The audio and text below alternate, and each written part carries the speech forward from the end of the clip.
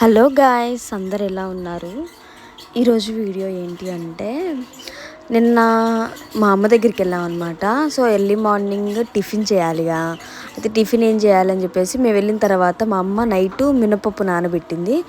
Morning లేవగానే గట్టిగా mixie పట్టింది అనమాట గారెలకు వేయడానికి. సో ఆనియన్, పచ్చిమిర్చి, జీలకర్ర, సోడా ఉప్పు,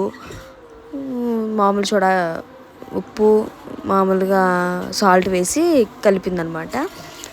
కలిపి బాగా స్మాష్ చేసింది.